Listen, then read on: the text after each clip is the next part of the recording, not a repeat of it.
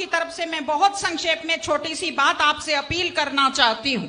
जो कौम अपनी बड़ाई करती रहती है, अपना आत्मचिंतन नहीं करती, उसकी गति रुक जाती है प्रगति की। पहले भी बात कही गई, लेकिन मैं 3 चीजों की तरफ आपका ध्यान दिलाना चाहती हूं। हमारी युवा पीढ़ी बड़ी आकर्षित हो रही है।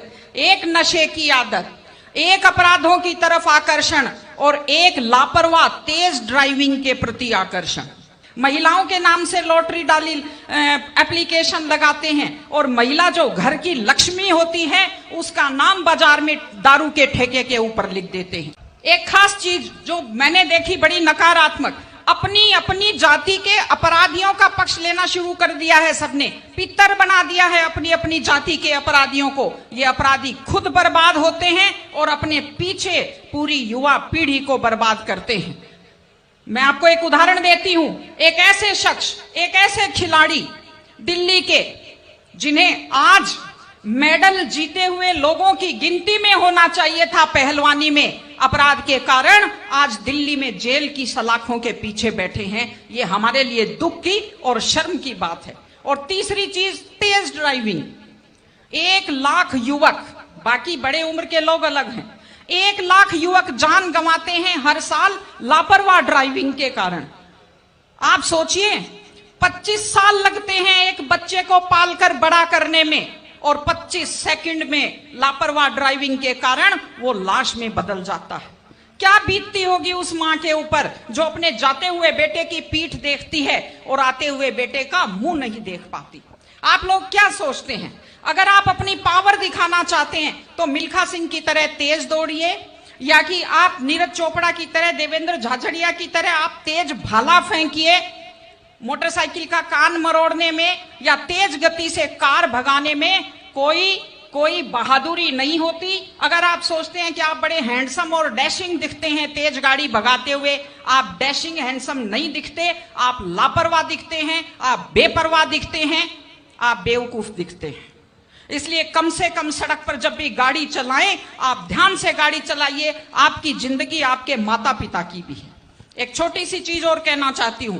हमारे बुजुर्ग हमें जब पालते हैं, जो लोग खेती से बच्चों को पढ़ाते हैं, जो लोग छोटी आमदनी में बच्चों को पढ़ाते हैं, उनकी पूरी उम्र खप जाती है अपने बच्चों की जिंदगी बनाने में। और उसके बाद दुख का विषय है, बड़ा पीड़ादायक सीन मैं कई जगह देखती हूं कि एक माँ बाप मेहनत करते हुए हाथों में आइटन पड़ जाते हैं, एड़ियां फट जाती हैं, कपड़े मैले फट जाते हैं, और उसके बाद जब बेटे को पढ़ा लिखा कर तैयार करते हैं, उसके बाद पढ़ी लिखी बड़े घर की थोड़ी बेटी आ जाती है तो माँ बाप की तरफ ध्यान नहीं देते। आज हमारे 60-70% घरों में हालत यह है कि बुजुर्गों को रोटी तो मिल रही है लेकिन इज्जत से रोटी नहीं मिल रही। इस चीज को बदलने की जरूरत है। माँ बाप, मैं आपसे कहती हूं, जैसी भी परिस्थिति होती है, माता पिता आपको राजकुमार की तरह पालते हैं। आपकी भी ड्यूटी है, जैसी आपकी हैसियत है, बुढ़ापे में उनको बादशाहों की तरह से रखिए, उनकी सेवा कीजिए, उनका सम्मान कीजिए। इस तरह से माता पिता की सेवा कीजिए। वो अपनी जिंदगी आपके लिए कुर्बान कर देते हैं। और माताएं बहनें बैठी हैं, एक छोटी सी लास्ट बात जो मैं कह रही हूं, बेटियों को समझदार बनाइए, बेटियों को बेटा मत बनाइए, क्योंकि बेटे तो लापरवाह होते हैं। बेटियों को समझदार बेटी बनाइए।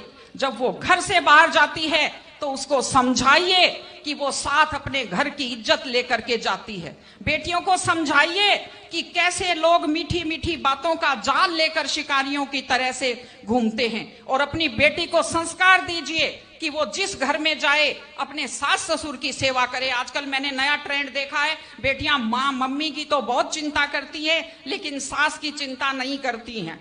ये गलत चीज है। औरत घर की धुरी होती है। अगर वृद्ध लोगों की चिंता नहीं करेंगे तो हमारे वृद्ध लोगों को सुरक्षा कैसे मिलेगी, उन्हें सम्मान कैसे मिलेगा, इनकी जिंदगी खुश कैसे होगी। इसलिए कोई भी कौम तभी आगे बढ़ती है जब वो संस्कारवान हो, जब वो मेहनती हो, जब वो शिक्षा पर ध्यान दे। हमने ये सब किया है, मैं आपको बधाई देती हूं।